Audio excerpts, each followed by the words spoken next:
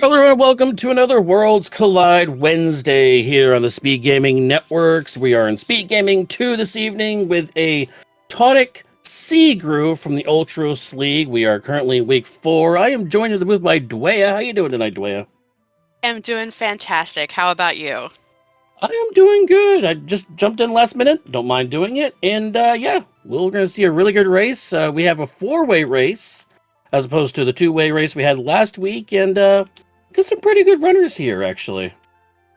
Yeah, we've got Mike 34, Dark Enon, Vane, and J Brun TR. So great runners. I know a few of them, haven't seen a couple of them. So I'm just excited to watch this race. Yeah, definitely. And so far in the standings, we've gotten this is week 4, so we have 3 weeks worth of standings right here. Jay Brunter is in number 1 position at 22 points. Mike, not far behind, 21 points, only 1 point down. Darkion is in 4th place at 7, and kind of laying down there in the rankings right now. Vane, they're currently in, I believe, is tied for 6th place with Infinite Fluffy. They are currently at 3 points there it stands now. Now, this, of course, is an async race. A couple of the other runners in the group have already run. I will tell you, it is Kigalas, Zelly, and Lemmings. Pretty much the rest of the group has already run already. I think Zelly's, which one? Sorry. No, the rest of them has already run. So this will be the last 4 people for the week to run. So we'll see how this goes. Uh, Absolutely. So, go ahead. I was going to ask her. So, what is Ultras League exactly for those that are new to the Worlds Collide, which is from Final Fantasy VI, but or 3, depending on what generation you grew up in. But what is Ultras League exactly? So Ultras League is, I believe it's an 8-week long tournament where players are put into different pods based on their experience, their I believe average run times from previous seasons, spanning from Mega Elixir, which is your top tier runners, Elixir, Potion, and Tonic, which I'm in, for either the ones that are beginners or are still having some lower times, which that does not mean they're bad racers at all because randos are going to rando, but that's kind of the layout for it. Most definitely. And the Ultras League is the what we call the standard C. That's where, like, pretty much a lot of our other flags and sets like that, a lot of our runs and stuff like that.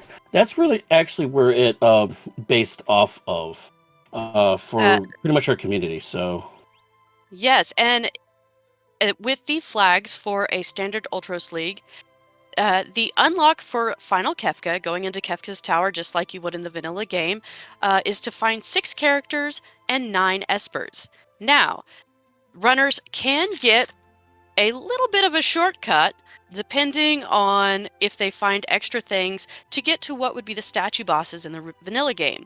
This could be getting 9 characters, 12 espers, or a total of 22 checks. all right, we are actually moments away from these runners about to start their engines here.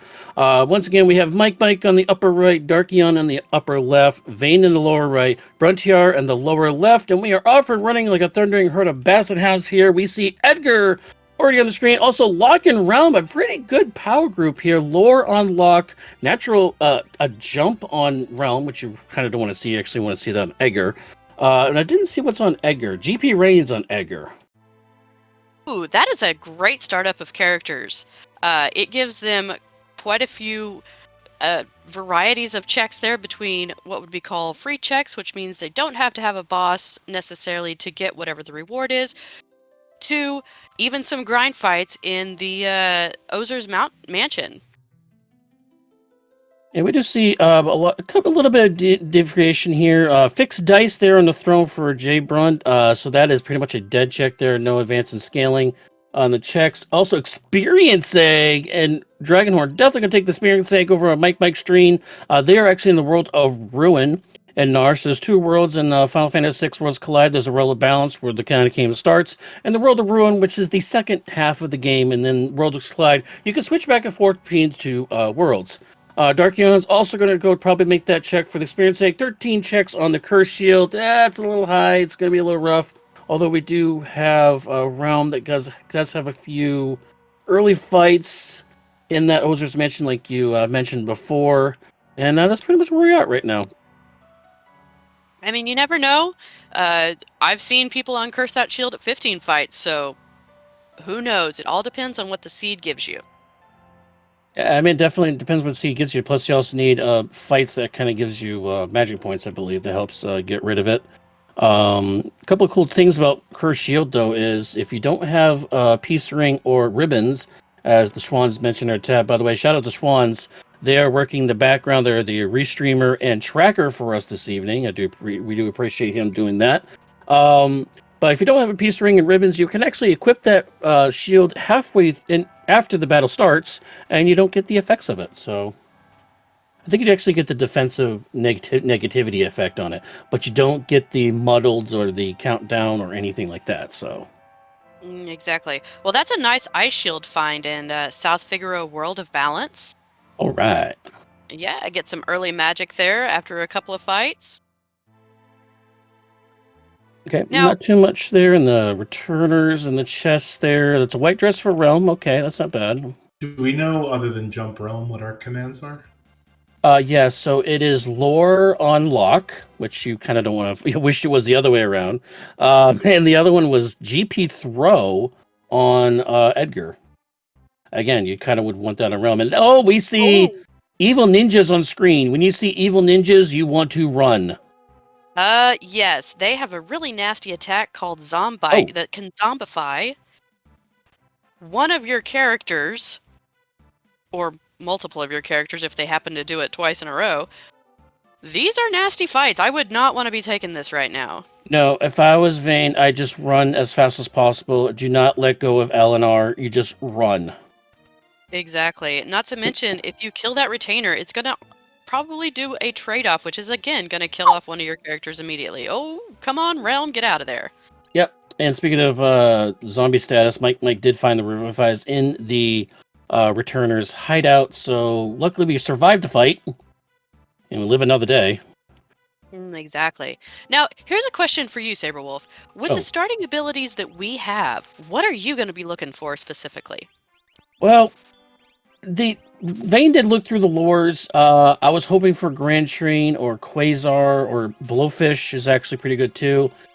Didn't see any of those. Although Arrow's on there. Arrow's helpful, not great, but helpful. GP Rain, it's a good ability. It scales on your magic damage, but the problem is that you're also going to lose your money to try to want to buy some other things later on. So it's kind of counterintuitive there.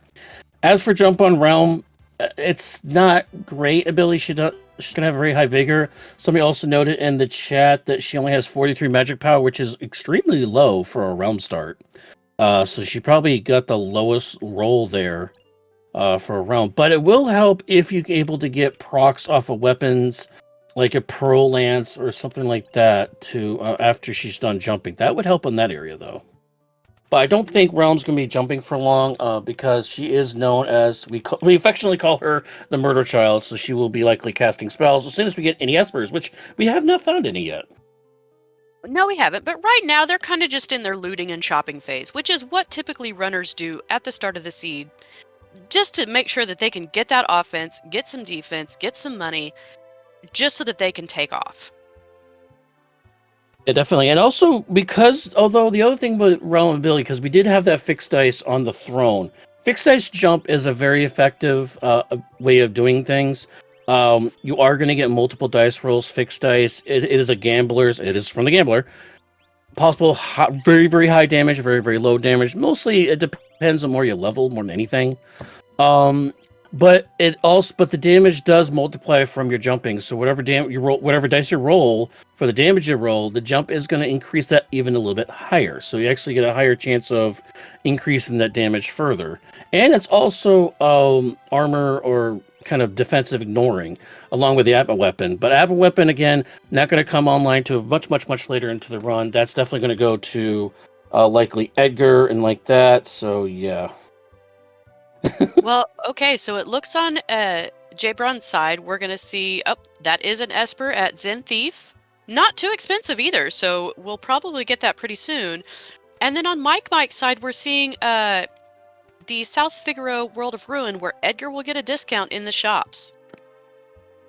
Yeah, that is a big find for Edgar. Hopefully we can find some good, decent items there. Dragonhorn for free in the box there from Mike. So we don't have to worry about the weapon shop. Again, the item that you do not take from the weapon shop on locks check, that item will be available behind the Terra wealth check, but you're going to have to get Terra to get the alternate choice there. Looks like we are selling. Mike is selling stuff in the shop. Let's see what they found in there.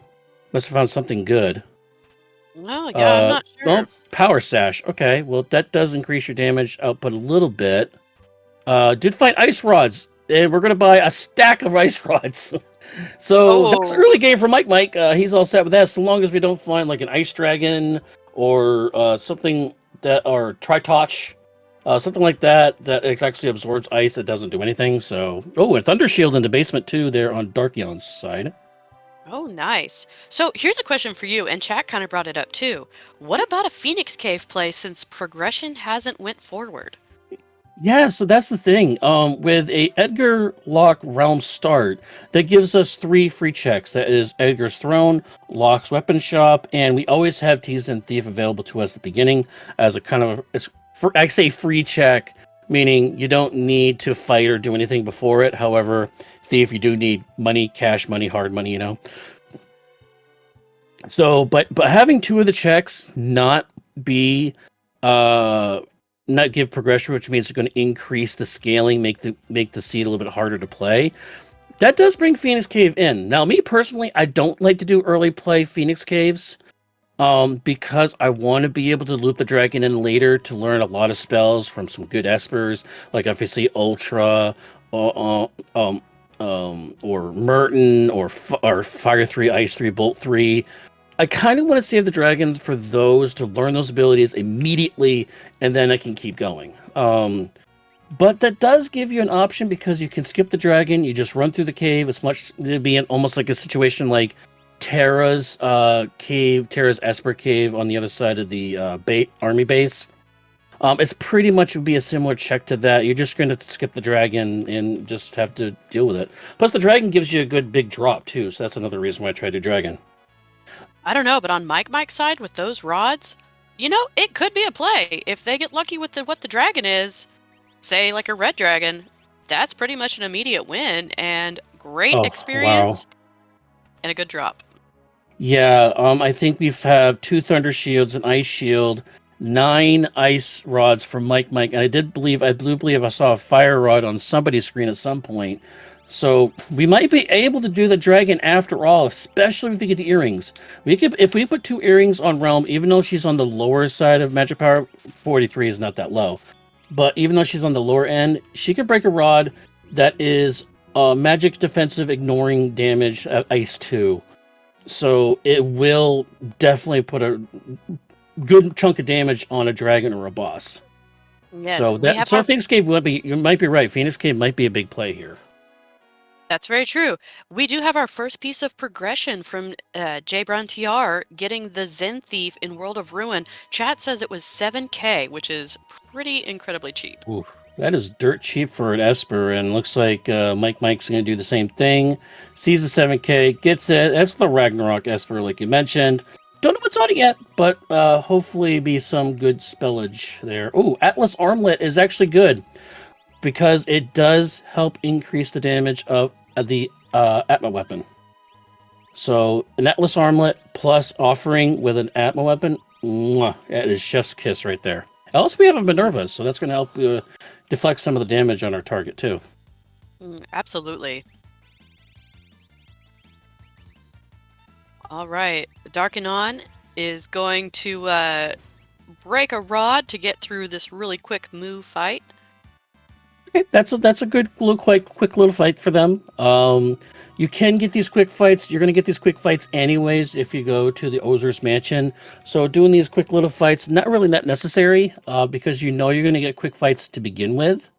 But they're going to go into Locke's Cave on the opposite side. Technically, it's that's magic. So you want to run from that. So not a good fight for them. They're going to burn with a warp stone. That is fine. So they do not want to stick around for this. But again, that's fine. They have Ozer's Mansion. They can get their levels from Ozer's Mansion. As Jay Brunter gets that upper weapon that everybody else seems to have earlier. Oh, and Minerva can be worn by Edgar, so he's definitely going to be a candidate for that Atma weapon later on. He will be the prettiest king at the ball. And that is a Merton on the Ragnarok. So now, and we have multiple Thunder Shields and an Ice Shield. So we have Merton protection already on our party. So definitely going to slap that Merton Learning Esper on the realm. That pulls in that Phoenix Cave check that you were mentioning before. So Mike is definitely on the way. And an Experience Egg to go on top of the Atma weapon. So that is huge. I want to know is why wasn't my seed like this? This is incredible. Well, that's the thing. There are multiple different groups within different divisions. So Mega Elixir, Potion, Tonic. And in Tonic, there are actually 7, I think there's 7 different groups in Tonic. And each of those individual groups has their own seed. Every seed is different within each group. So everybody's going to get something a little bit different. And we've seen a lot of level magics, by the way, on this run today. But everybody's seed is completely different from everybody else's. The Tonic seed group, which is what we're watching now, their seed's not going to be the same one that's in Mega Elixir. So it's cool that you can watch other people run, and it's also that you can practice these seeds after everybody's done it for the week, so you can compare your times to the times that they just ran just the other day. So Absolutely. And one of the best ways to learn is to watch the other runners and how they did their races. All right. So on Mike's side, where you got a bomb grind fight, I'm guessing he's going to be working on just getting his levels up a little bit and possibly working gradually towards that Merton. Yep. Oh, he actually went to the Dino Forest. Randomized, so not going to find the dinos there, unfortunately. But that is a good level up area in the vanilla part of the game. But now they're actually in the Jador area, so not finding much there. Although the 5 Serper is going to be nice. That does increase your magic power just a little bit, but every little bit helps. Earrings, there they are. And a hero ring, too. So definitely going to grab those earrings for... Oh, and a gem box, which gives you X magic. So, selling the curse shield. So maybe keep the gem box in the back of your head. Be able to cast double Merton. That should be spicy in more ways than one. And we have our first boss fight on screen. Our Darkion side, that was an Ultros 2 there. That I believe that was in the Narsh Cave. Oh, it's always good. Yeti. A Yeti! Oh, there's going to be so many people disappointed in chat and so many people happy in chat. Well, you're definitely going to make Drinks Glue. If you're out there. We have his mascot, Buddy. And of course, Ultros being the mascot for Worlds Collide. Always great to see him. And by the way, we are working on Vane's stream right now. It is frozen, so we're going to work on that. Until those Brachiosaurus show up. Yeah, no kidding. In chat there, Cheech, for that. Oh, we do have Grand Train on lock, so that's going to be huge. So Grand Train lock, Merton Realm, Atma weapon on Edgar. All we need is just offering. That's literally the only thing we need. We don't even need a 4th character for Mike. They have the entire build they need. And we saw an offering in a relic shop. Oh, really? So Where was it? There's one out there. I want to say, was it Albrook? Oh. Possibly? And Tharkus, I believe it's your name, sorry, in chat said Jay Brunter is the one that found it. They know where it is. And Albrook's my town. I always head to Albrook first, so kudos to them. And this is not a good fight for Mike. This could be dangerous, but we do have those ice rods, so we should be okay. We just have to take out this Soul Dancer. They do have quite a bit of health. They have about 1,500 health, so... Okay, no, about 1,1200 there, so not too bad. And that was a Terra at Kefka at Narsh. My girl, best girl. That is your girl. Yep, and that is... I'm sorry, Gloop, but that's definitely an upgrade over Yeti. And that will actually give us the alternate choice that was in the weapon shop, since we do have Terra now. And since Terra is in Narsh, we'll be able to parlay that straight into the wealth check. So we don't have to leave Narsh to get more checks in. So this should give Jay Brunter a definite increase in speed here. Oh, Absolutely. And we've it's got the Niles Crane and brothers. Fraser. Yeah, Niles and Fraser Crane. The reason why we call them Niles and Fraser is to remember the Fraser F fire is on the right, and that's the one they absorb. So Niles absorbs the bolt, and the Fraser fire absorbs the fire. So that's the best way you can remember it. And if you don't know, Yeah. Niles and Fraser was from Frasier was a TV show back in the 90s. So yeah, there We're you go. aging ourselves here. Just a little bit. Just a little All right. bit. We've Yep. got Vargas and the Ipoos at Kefka at Narsh. Not a hard boss at all. Of course, in the vanilla game, you would beat him with a blitz pummel, but in Worlds Collide, we can just beat him up like normal. That's true. And that is a dead check Ozer's Mansion Ice Shield. That's not horrible because we have Merton. So that gives us the last piece, fourth piece of Merton protection, even though we had him nervous. So technically we have full Merton protection. That's a Mega Elixir for 30k in the item shop there as well. So that's going to be a nice keepsake for maybe later on. A little too early to buy it right now, but definitely to have that in our back pocket before we go into Kefka's Tower. Exactly. I'll tell you what, this seed has not been stingy with any of the offense. No, it hasn't. We have... And there's the dragon play. Mike. They're going to Opera House, World of Ruin. There is an immediate dragon fight there. They have a fire rod. They have an ice rod. Chocobo brush doesn't seem much of anything, but that does have magic power on it. So that's going to increase that damage from the Grand Train. I believe Grand Train does elemental less damage. That does extra. That has it spreads the damage across all of them. But since there's only going to be one target with a dragon, it is actually going to do a lot of damage. It's expensive. Probably going to be able to cast it once, but it is going to do a lot of damage. And this is a rough fight on Darkion's side. Oh my goodness, veterans. Ooh, yes, I would not want to be finishing this fight out. We have Skull Dragon in the Opera. Well, we do have that fire rod. Rome is definitely going to use that. Oh, or we who could needs just any of hard that with hold the dice. Wow. Hot hands tonight. We talk about Grand Train. We talk about Merton. We talk about fire rods. No, we're just going to roll the dice, man. Genji Glove. I mean, not something we're going to use unless we find Illumina or Ragnarok later on, which is going to be highly unlikely with the number of dead checks we've had so far. But we'll see. I don't know. They've already got one Atma weapon. You find a second one, you find an offering. Octo Atma right there. Mike just went to Albrook. Let's see if they go to Oh no, they didn't go to Relic Shop. They walked out. They just wanted to find Warp Stones because they're probably going to go to Phoenix Cave next. Nope, they're going to Narsh World of Ruin. Narsh World of Ruin. So they're going after another. Right. Okay, so they're going after another dragon. They're going to try to get that Merton online. It's too bad that he doesn't have Yeti yet, because this would have been way better for him if he had Umaro to do Umaro's check. Yeah, that is definitely true. This definitely would have been better if he had the Yeti in the party.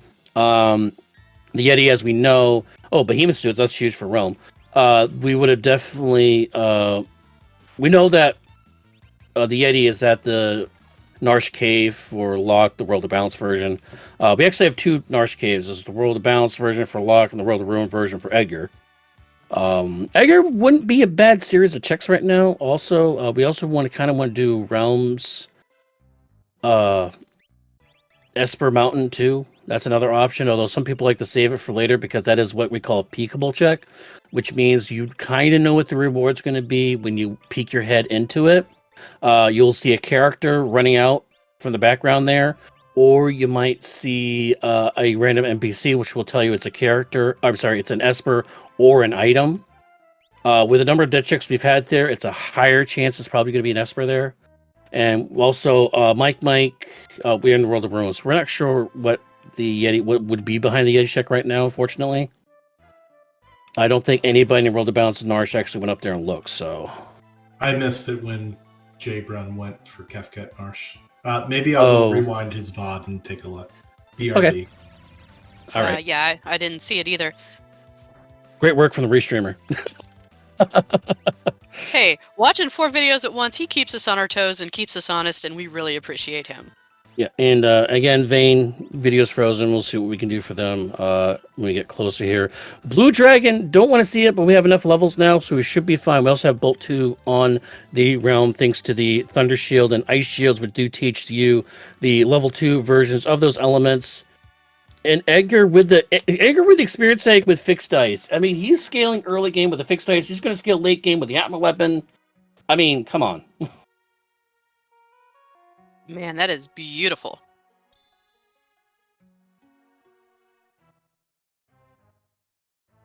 And chat telling us that we found Odin with magic +1. Uh-huh. Slap that actually on lock first, I would say, to try to get his magic power above 40. Yeah, he's gonna need all the help he can get, especially. But that Grand Train, I mean, if that magic +1 esper stays on him, that Grand Train can be great for the end game. Now, one thing I also want to warn chat about too is that as we find a free leader fight on Mike, this makes that Yomaro even feel worse. Actually, having a free fight here, but now I lost my train of thought. Oh, with all these AoE attacks, Merton, Grand Train, that's going to put a little bit of a risk here going into Final Kefka because of the counters that Long Arm does in Tier 1 and magic into hits like could do on Tier 2. You have to be careful doing a lot of AoE damage. There are counters to it, like Tier 1, you can cast Float on your target party to negate the amount of damage your target party gets, as we find in a second experience egg on Mike's screen that the Tide Touch check. So that was another dead check, but now we have 2 experience eggs, also known as win eggs. Yeah, absolutely. One more and you get an omelet.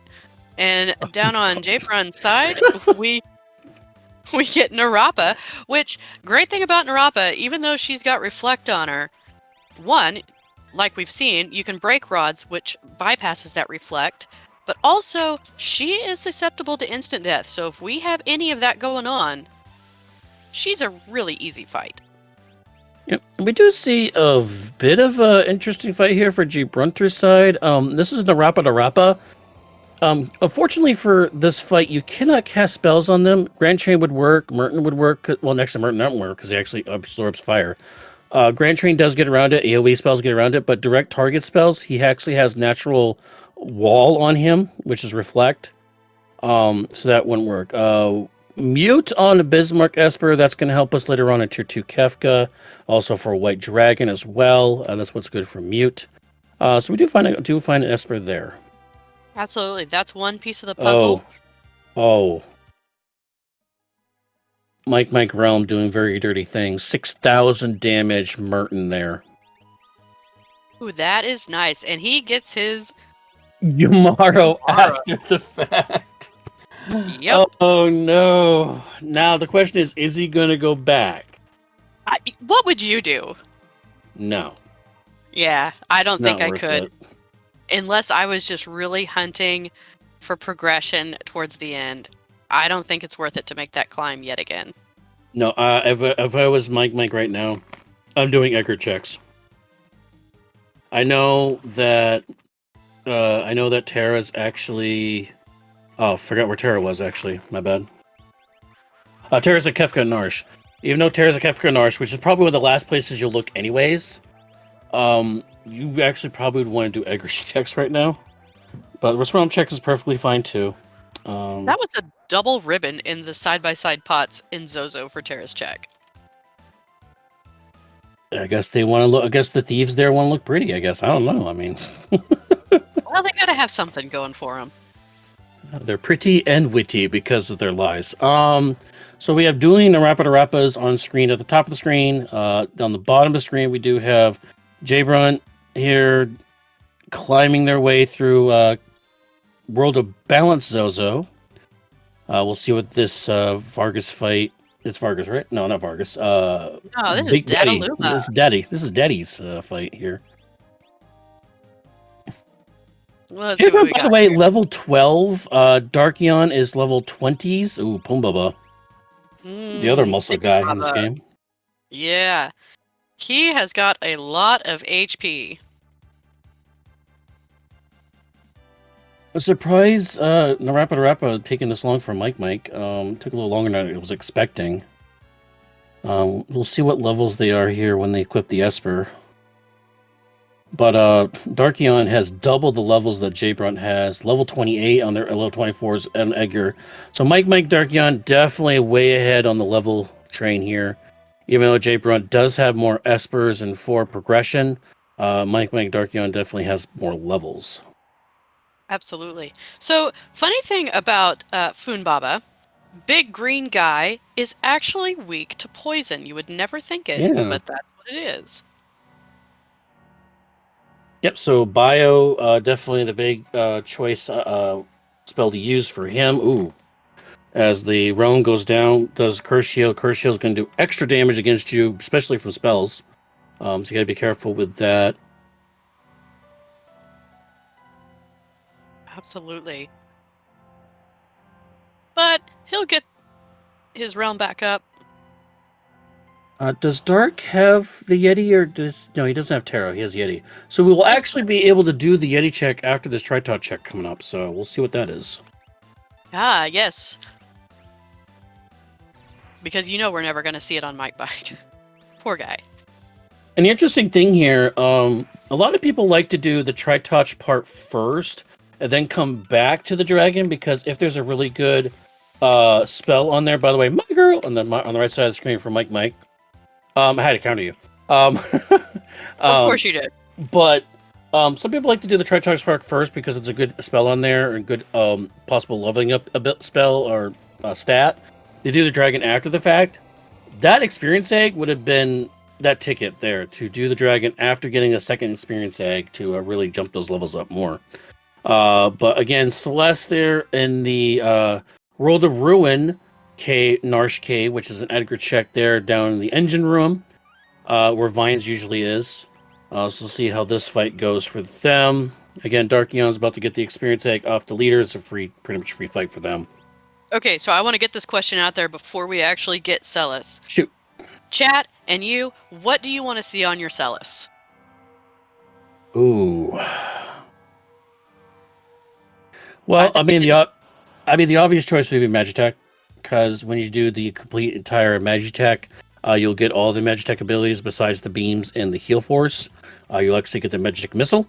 So Magitech obviously is always going to be the first choice. But if you can't choose Magitech, I guess the only good ability that's really left for Celeste would be Morph, maybe? Math check time! Oh, math, and we pass. Even the Yeti passed. Alright, so Doomgaze is really scary because if your levels are multiples of 5, his opening move is level 5 Doom, which can be a total party wipe.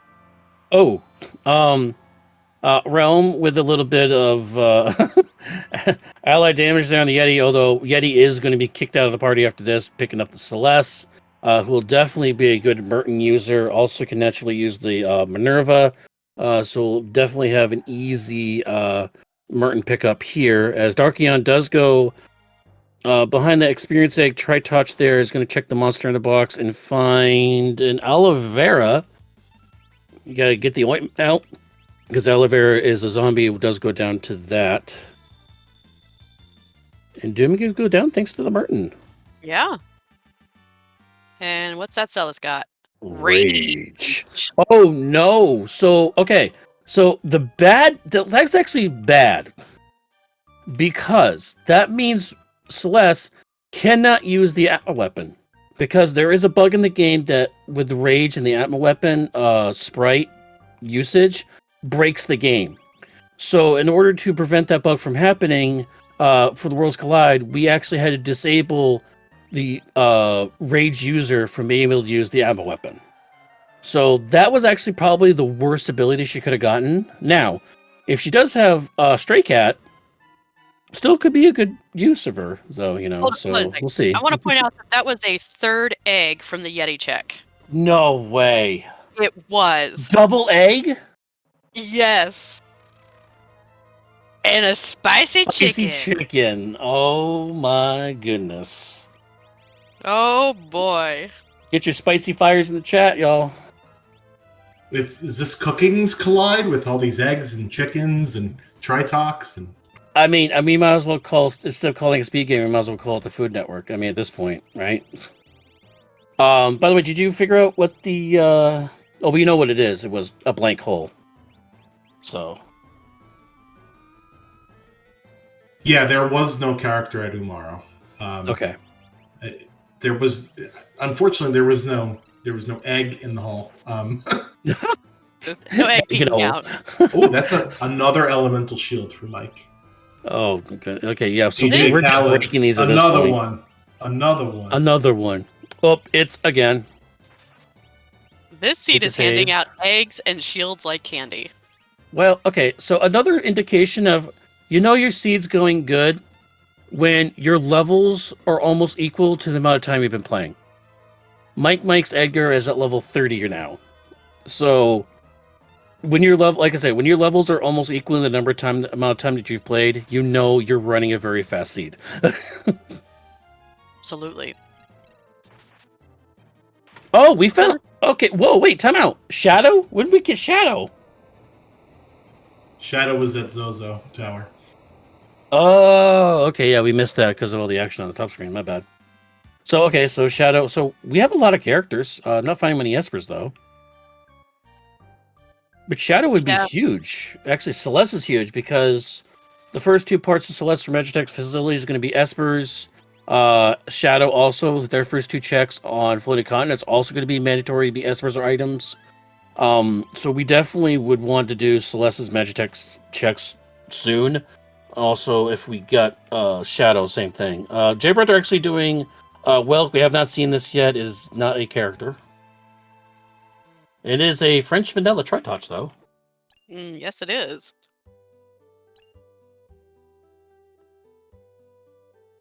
Yeah, this is the frozen chicken. Yeah, we have the frozen chicken. Yeah, I got to thaw the bird here, and that is also in the basement. We're doing the second half of Edgar. It is going to be an Esper. It is a Kieran, which is not bad. It's like a B tier Esper. So I'm really curious. It does not look like Jay Brunter is mertoning with his realm like the rest of the runners are doing. Yeah, a little bit surprising. They should have the protection on them because of all the shields we've seen this. So yeah. And oh yeah, for those out there, thank you, Tarkus. Make sure you've thawed your turkeys. If you haven't thawed it by now, you're in trouble for Turkey Day tomorrow. So yeah. So if you haven't thawed your turkey out, you might want to do it like ASAP. Like walk away for a second, unthaw your turkey, come back to us, alright? And Schwann's pointing out that yes, you can't use Merton on Tritalk because Merton is both a fire and wind elemental and it attack. absorbs the wind type, you're right. However, I'm not sure I saw them use it on the Funbaba fight either. I could be wrong. I could be missing things because there's a lot going on. So I wasn't really sure. By the way, we'll mention that natural jump on Realm with Dragon Horns found. Nobody's used them on Realm because everybody knows you just put spells on Realm and she takes care of the business. VK at Welk. Wow, another dead check. Interesting. We have experience eggs. So experience. Well, VK could also go on Celeste as well. And having a rage that does increased damage with the VK would be really interesting too.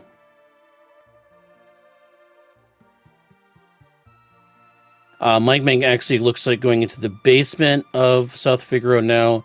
By the way, we've only found 4 espers total. 35 minutes in, we found 6 characters for Jay Brunter. So Jay Brunter really actually not that far behind. Way lower, much lower on levels. Does have 1 experience egg. Looks like it's on the Edgar as well as everybody else has had it on Edgar. But man, dead checks galore. Absolutely. I mean, this is a banger of the seed. We have banger characters, but just the seed is just not cooperating with our runners to try to get them ahead. So, but you know what? This is also helping them get closer to Skip. So there is a silver lining to this, even though our runners probably aren't too happy with seeing a bunch of dead checks. But it could save them, some minutes in the long run at the end. Speaking of frozen chickens, that was a Tri-Touch Esper at the Celeste jail check. Darkion did pass the vibe check from Doomgaze. I guess you can call it that too. Did not go down from the level Doom. Does have Yumar in the party, so Yumar likely to go out from the Celeste. Celeste is going to be the reward after this fight here. Let's see what Mike's going to now. As Jay Brunter is doing a mid-game check. It's good about 30 to 35 minutes into a run to restack your inventories and stuff, figure out what your mid-game build is going to be before you start going to Kefka, which is your late game. Ice 3 on the Kieran. That's going to be huge. Slap that bad puppy on Realm. And Tri-Touch is Meteor and Warp. We do have Warp Stones, so Warp's not as big of a big whoop. But Ice 3, putting that on the Realm is definitely going to be very good. Try to get around stuff that might be absorbing fire, which you would want ice, so that works. Not to mention, in Final Kefka, Tiger is weak to ice. Very, very true. So, on Mike's screen, we're going to be getting a preview or a look at what's in the Magitech factory. I think it really is a preview. I think everybody has to do this. Everybody's going to have to go to the Magitech facility. It is going to be by far the best chance of doing anything. That's a very good point. Now, Magitech facility, if they chose to go all the way through, they can warp out after doing 2 checks, is what usually happens. There is a check at the Vanilla Ifrit fight. There is a check in the middle at number 2024 fight. Well, we just call it numbers, yeah. Yeah, the numbers fight, and then there is a 3rd check at the very end. Whenever they exit Magitech, right before what would have been the Vanilla Crane fight, where they can get either an Esper or a character. Schwans, do we know what the current check count is on Mike? Because we've had so many dead checks. It almost seems like we should do all the checks for a Magitech facility because we're probably going to get check skip at this point. Yeah, Mike is at 13. Dark Eon is at 11. J Brun TR is at 12. Yeah, so everybody about the same amount of checks there. So, and at 13, we still need, what is it? We still need 5 more Espers. That's 18. So regardless if we do the last part, we're looking at check skip here. We're probably going to do all of Magitech facility, get all those levels, make Final Kefka pretty much automatic mode. I mean, he already has 3 dragons at this point for Mike. So I think we're definitely gonna do a full pull here because he also doesn't have Shadow to do the Search the Skies yet, or not Search the Skies, Floating Continent, which Right. again you could do the first 2 parts of that, get the 2 Espers there, and then bail. Much longer than Magitech facility, but kind of the same premise as we have Ultros 3. Yes, I think we actually saw the Ultros 4 at the Ifrit fight. Okay. And Jay Brunter doing Terra's check there. You can't drink that water. He was petting both dogs. Oh, I didn't see the doggo on the screen. Go left. Okay. Oh. Quick trick there on Jay Brunt's side. If you to do a sidestep left 1 step, actually, if you hold B, that makes you walk slower. You hold left. If you do that 1 step, hold B to the left, it cancels that dog sprite from spawning, and you'll be able to get into the next room sooner. So, and what was the reward on Mike? I Take, did not take a see wild take a wild guess. What have we seen a lot of so far this season? Oh, we've seen a lot maybe of a dead check? Another ice shield. Oh, I was going to say experience egg, but okay. I was gonna say if you said another egg, I was If gonna. we have 4, imagine if we have 4 experience eggs with an Abba weapon, a VK, fixed dice, Merton, and Grand Train.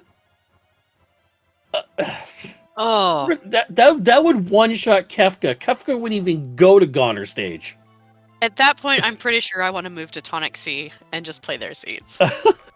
All the good ones. All It's the a interesting ones. SpongeBob meme, right? All right, I'm heading out now. Yep, pretty much. Oh, interesting fight there on the train. It's a landworm. Don't see that very often. No. Kind of makes you question what's holding that landworm up. Yeah. And then we have Senior Behemoth on Jay C. Bruntiarth. He has a 2-phase fight, weak to fire in both phases, both his normal phase and his skinless phase, or the undead phase. If I believe, I know he cannot be Phoenix down or revivified, but he is susceptible to instant death, correct? He is susceptible to instant death, like X-Zone, Doom, stuff like that. He is a difficult fight, especially when you only get 2 characters, and Senior Behemoth scales incredibly with insane spells, like he just cast Doom on Edgar right then. So this can be a dangerous fight in the late game, because right there, Quasar, that actually might wipe his party here. Oh, no, okay, Realm survived, probably has the Behemoth suit on. Yep, and you want to get that realm in the air at that point. Yeah, we're like, no, okay, Edgar, sorry, bro. You're taking a dirt nap. Well, at some point, you don't want to get stuck into this, death, revive loop. Yeah, and Realm looks like able to put the fixed dice in because those numbers were totally different from each other. So it looks like we do have a fixed dice Dragon Horn jumping Realm here. Ooh, takes a pop in the face, but is able to take it. Goes up in the air here. As we find Rexall here running down the tracks here on Mike's side. The 4-2 sprites there are pretty much revive themselves. He only can hit Rexall. But Rexall kind of make the physical damage. So not really kind of strong for ice. I was gonna say kind of strong to ice damage, but Realm at ice 2 just did 8,000 damage. And I think it's a level creep. Well, and I think those were rods that were broken. Oh, rods. Okay, so that's defense ignoring, so never mind. Yeah. Yeah. Now, that fight makes more way sense. too quickly for me to point out that in Worlds Collide, the Zinger move that Rexall does has been turned off. So in the vanilla game, he comes and he possesses one of your characters. You have to wait till they're either dead or almost dead. I don't really even remember. And he'll come back out and you kill him. However, in Worlds Collide, he will not do that move, so you can just beat up on his little flamey butt. His minions, I guess, is the best way to call them. But as our tracker, restream extraordinaire Schwans in the background noted, we just had our 6th or 7th dead chick at Moblez. So that's rough. Although, I mean, Moblez, you can actually peek that. If you talk to one of the little girls in the first room, they will tell you what the reward is, so you don't have to worry about that. As we do find a character number 6 there from Mike. That's huge. That's Setzer. That's actually pretty huge. Oh, but this is actually one of the rougher battles, but with Mike's levels, I think this will be fine. Oh, yeah. Oh, ice rods. Yeah, we're fine. Exactly. Now, Setzer is great. Yeah. Setzer not only has a free chick in Calling Gen, either in World of Ruin or World of Balance, but also has the Search of the Skies check, which is in the vanilla game where you'd find Doomgaze. And then on top of that, he's got Daryl's Tomb. So all 3 checks are pretty quick and not very difficult. Especially the Search of the Skies, because Search of the Skies has to be an esper item. It's not a character, so that's going to be perfect for Mike in this situation, to be able to try to get a quick esper there. Also, the Tomb is a peekable check, so you know what the reward's going to be, because when you talk to the Tomb, it's going to say, name lies here, so you're going to know what the reward is, unless it's Ragnarok, because you don't know if it's a sword or the Esper. But on everything else, you'll know what the reward's going to be. And we already have the Ragnarok Esper, so if it says Ragnarok, we know it's a sword, so... Oh, that's a very good point. Now... Not to invoke commentator's curse here, but you did say esper or dead check. We really don't want to see another ice shield floating on that. We've had 6 or 7. Okay, we've had 6 or 7 dead checks. Okay, we can't have any more. What's Swans? What's the maximum number of dead checks that could be in this? Because I believe there's 1 esper or item in the auction house now. Yeah, so there's 62 checks in the game, right? And there's 14 characters and 27 espers, so that's... Okay, now you're making us do math now. I know. So that is what, 40... 51? So 62 minus 51 is what, 11? 11 it's 11. checks. Yeah. So we're over half that. Yeah, we only have 4 dead checks remaining, and the rest of the seed, and we still have more than double the characters left. So the chances of it being dead is very low. I'm just But saying. not 0. Nothing is 0 when it comes to randomizers, okay? Sorry, I mathed incorrectly. So it's 41, not 51. So that makes it 20. Thank you. 21 Thank you. dead checks. But certain bosses, right? So there's 8 dragons. So let's take those out because those are always quote unquote dead checks. That's true Right. too. And then Toilet Atma is always a dead check. So that's another one. And Auction House number 2 is always a dead check. So that's 10. So now we're at 21 minus 10. So that is still 11. Okay? I did it right. I just shortcutted it. You showed your work. The work was wrong, but you got the right answer. There's too much math going on here. I'm going back to this. Yeah. So fake Magimaster in the upper right-hand screen for Mike. Darkion's going to play against the Ultros 4 run. Jay Brunter actually taking a dive into Floating Continent. So everybody's going in multiple different locations right now. We did lose, unfortunately, lost Vane from the stream. We hope they're doing good. They are still running in the background, I would assume. So once they finish, we will give you the time on what they get. Whenever they finish, that is the esper there for Mike in the Search the Skies. That's perfect for them. That gets them to 6 and 7, I believe now. So 2 espers away from Kefka unlock. And we also know that I believe it's esper character. Excuse me, for Darkion. So Darkion, we know will be 6 and 6 at the end of this run. Wait, no. It was Esper Dead Check. Oh, Esper Dead Check, you're right. I'm sorry. There was another ice shield. Yeah. So they will only be 5 and 6 at the end of this. So small correction to what I said before. I forgot about Lone Wolf 2 and Norse Weapon Shop 2, which are always dead. So that brings that number down to 9. So there could be 9 dead checks in the game. And we've had almost all of them already. So yeah, we've already seen a ton of them. 1, 2, 3, 4, 5, 6, 7. We've seen at least 7 of them. This is why we pay you the big bucks, by the way. Yes. To make a fool out of myself at first and then recorrect myself later. Yes, love it. Mm-hmm. To do the math that I don't want to do. Yeah. But Mike dived into the tomb once again. Like we mentioned, it is a peekable check. That is Toilet Atma on Jbrun's screen. Yikes! That is not something you want to see in a run. They can basically cast any spell, including up to Ultima.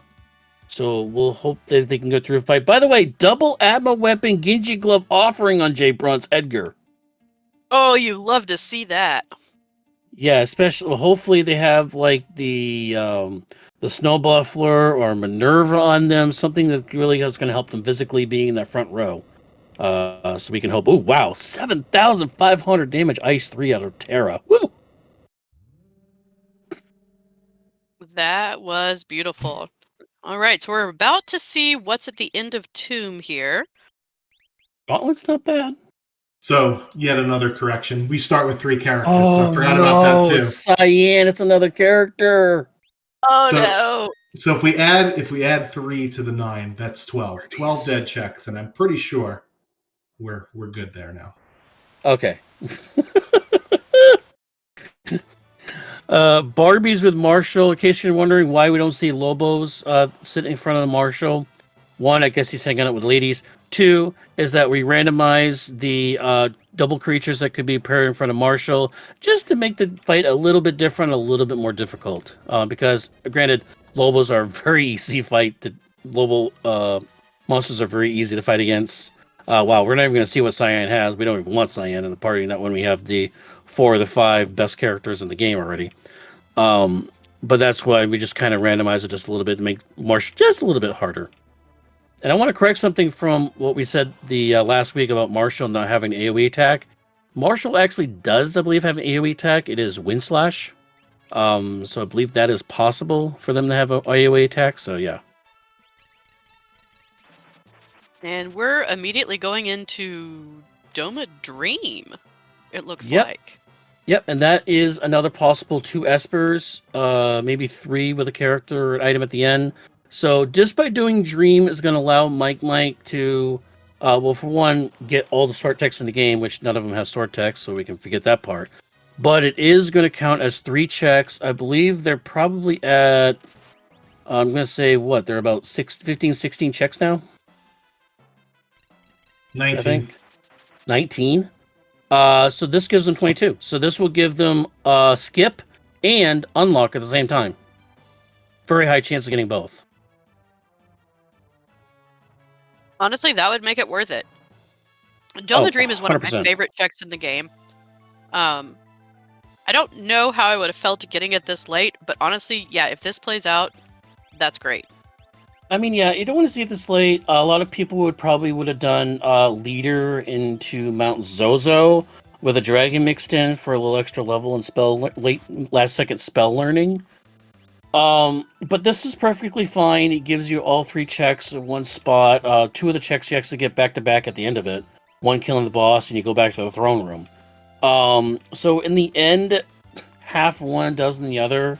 I think both would have been about the same amount of speed. So we'll see what happens with this. Of course, this definitely guarantees you item or esper on the first 2 parts. So we'll see how this goes. As we do take down the Inferno Junior, the numbers version. It is a magic slate. That's Fenrir. That's Calmless Protection. Oh, by the way, I gotta do that. It's on my contract. I was waiting for it. I wasn't going to say anything until you did it. You know me so well. I do.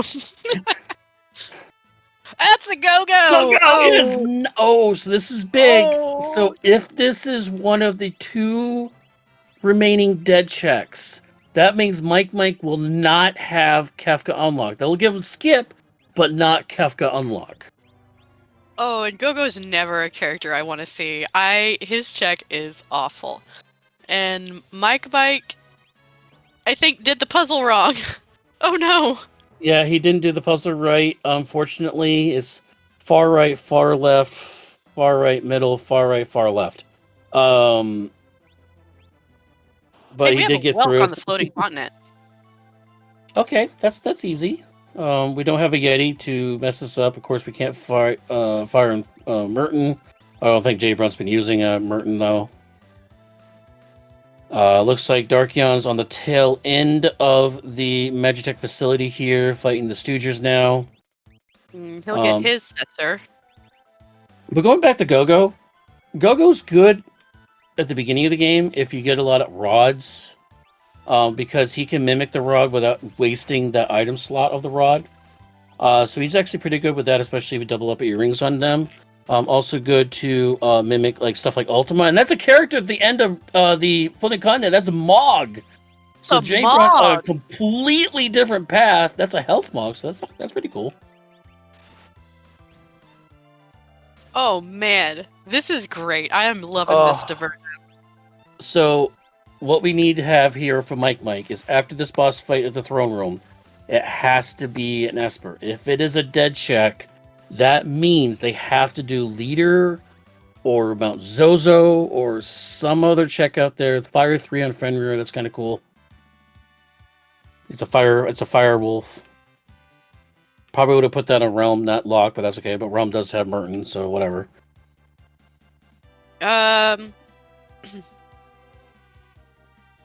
It will be 8 and 8 if there's an esper on the throne. So he'll still have to do one more thing.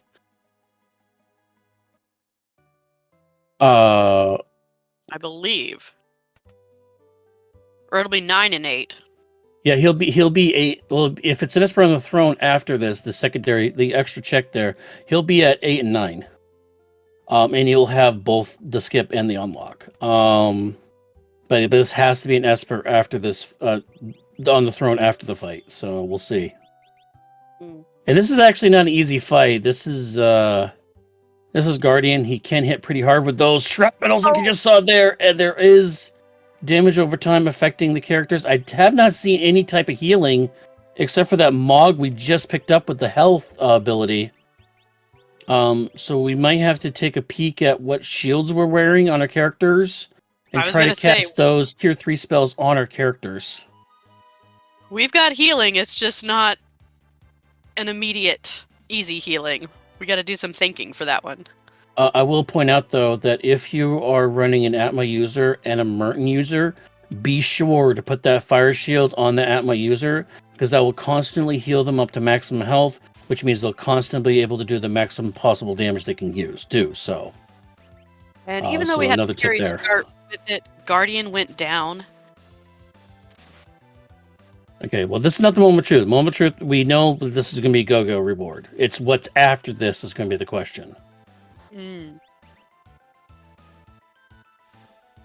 Well, And while just we're waiting, just as a note, unlocking Skip doesn't unlock Kefka. You still need to get Correct. to the Kefka unlock, regardless of if you get the Skip or not. Correct. You can actually get Skip before unlocking Kefka. So, but we actually could probably get both at the same time here. no, Only if it's an esper. only if it's an esper. And the verdict is dum dum dum dum dum dum dum. Esper double unlock. Yes. Mike's Oh, all set to man. go, and he's level 49 and 48 on some of his characters. He is way beyond ready for Kefka. Yeah, you act like you're so surprised. We've got 3 eggs. Actually, 2 eggs for him, because I don't know if he went. Yeah. He didn't do Yeti. This is You know, he also what didn't do happens Sick when and you Yeti. run into a lot of dead checks, too. You take a lot more fights than you normally would have. Yeah, because he did do the Magitech 3. That was a lot of mini fights and 2 boss fights at the end of that. He's going to go to Coliseum, I guess, because he doesn't have an offering? Maybe. Yeah, because he never. Oh my gosh. Another there's experience egg. Are you kidding me? We would have been able to have 4. Oh, economizer. Economizer. No, go back. Mike, you had a economizer in there. I don't think Mike cares at this point. I think he's just ready to go. Yeah, one thing is mine, one thing only. He wanted a offering. I wonder by how the way, he's going to feel whenever we tell him about them being one in Albrook. yeah, or the experience egg. He probably saw that. Okay, we're going to returners. I thought the Mug Elixir was in. Oh, there was one in there too. Never mind. So Mega Elixir and returners, and the other Mega Elixir was actually in the Ozer mansion. I forget that name. That damn rich town. Sure. Jador, yes. You gotta say it like Jador. I hear there's a good show called Real Housewives of Jador. As long as you say it with a little je ne sais quoi. Oh, now you're getting too fancy. Oh, there's a Ooh. Gigantos and a monster in a box in the tomb. And that is a triple experience egg Darkion too, by the way. So this is gonna be a lot of experience for them. We're also getting to see what's on the Veld Cave under Shadows check, and that is an Esper down there. Yep, that's another great check. It's another peekable check where you can see it's an Esper character or item. You can actually see the item because if you actually see an NPC laying on the ground, you know that's actually a dead check. So, and it looks like Mike definitely going to break into 14s. We do not need to run this tower twice. We are going to go straight to the statues. Let's see if Yeti gets in the party. Yeti does get into the party, so no Yeti piloting the airship as we dive into the Kefka's Tower. 59-55 for Mike. All right, so we have the 3. Okay, there is 2 fights in the middle lane and 1 fight on each lane. Now, the first fight spot in the middle lane is the Guardian and Vanilla, and then the remaining 3 are the statues. We know we've seen Spicy Chicken. We've seen Doomgaze. We have not seen Magimaster, Doom, or Goddess. And those are definitely the big guns that we have left available to fight. And Inferno is also another one if you're not prepared to fight it. If you don't have Ice, if you don't have Ice 3, if you don't have Bolt 3, it can be a very difficult fight, but we do have Realm. She does have high magic power. And we do have a mimicking late game Go-Go with some decent levels probably, so we should be okay with this. In fact, this is my least favorite boss in the game. Who is it? Yours? It is. I cannot Oh. stand this boss in KT. Inferno destroyed my Ultra Sleek Seed last week. No. I do not like him anymore. Cool tip I don't about, care if he's anywhere else, but not KT. Don't want him in KT. cool tip about Inferno, though, if you do have a steel command character, each of their hands and the body does have a elemental shield. So if you have not found any elemental shields in the game, or you find this guy early on, you can steal from them and try to get some elemental shields off of them. So. Oh, look at this. We're getting an auction house play. That Hey, is brother. interesting. He only needs one esper. He got it.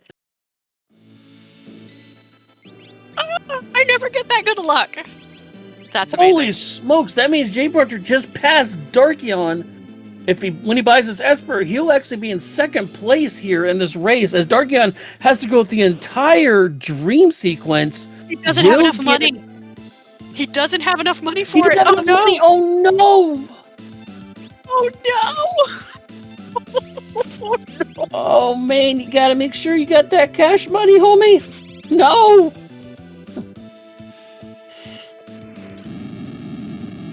Now, I believe the esper stays there. We don't lose the esper. I think it is there, but now it goes back into the shuffle again, I believe. Oh no! By the way, on Mike's side, trying to fight Haydn. Haydn here, Haydn and the Haydenites. This one can be a little scary. If you don't, if you kill the little guys, the big old Haydn will try to cast very high level lores at your party. One of which, of course, in the vanilla game is the Grand Train, but we don't have to worry about it. They are weak to fire. It does go down off that other Merton attack. We do have a couple zombies as Cyan and Go-Go, so maybe they'll clean that up. And Jay Brunter, unfortunately, going back into the shuffle in the Espers, have to go try to find it again. Darkion, on the second part of the dream, still has to run through the entire thing. Schwans, I believe they get, I think it's the double-double, right, for them as well, like Mike had? For skip checks? Yeah, he'll be at, let's see. He's got 21 checks right now, so. So he will get the double-double. They are definitely going to get the, no, they won't. Because this is a character, so they're not going to get the unlock. They will on the throne, though. They're at 80. Okay, yeah, so they are going to get the double-double like Mike does. Okay. And Shadow El Chicarafa with the two-person raid. On the SpeedGaming Network, we're on SpeedGaming 2 with the Worlds Collide Wednesdays, Final Fantasy VI Randomizer. Welcome aboard to both of you as Mike goes down into another statue fight here. Seeing a little Yeti action, too. You always love to see Yeti in the tower. He needs his fair chance. Piranhas. Oh boy, the time waste fish, as we lovingly call it. Now, we have had it confirmed. It was either earlier today or yesterday to one of our beginners. If you're new to the group, head over to our Discord, ff6worldscollide.com/Discord. There's a beginner room. If you ask a question there, somebody's going to answer it within 5 minutes, because we have 2,800 people in the Discord now. So if you ask a question, you'll get the answer. We did have the answer, by the way, that the time length that it takes for the piranhas to spawn is set to a certain number seed-wide. So all of the runners will have the same exact length of time for the piranhas to pop up. So there you go. Yeah, basically the timer that it's written into the ROM when we generate the seed. So it's the same across all of the people that play that individual seed. Yeah, from seed to seed, it's going to be randomized. But everybody playing that one seed, it's going to be the same exact time. So it's just, yeah. Although it always feels like 55 seconds and never like 5 seconds. That's just always how it goes. I'm almost at the point where I just kill all but one, and I'll just sit there just staring at it for like 20, 30 seconds, and then I'll kill it. Sometimes I just feel like that's faster. I don't know. You know, whatever makes you feel better. All right. Jay Brunter fighting Celeste. Not what they're looking for. Probably want to back out. I think they might have other options to try to find an Esper here. Darkion on the end of the dream fight there, fighting Guardian. Mike, their boss goes down on the statue. I believe they still have one more statue left to get into Kefka's tower, though. Yeah, he is saying nope to Celeste.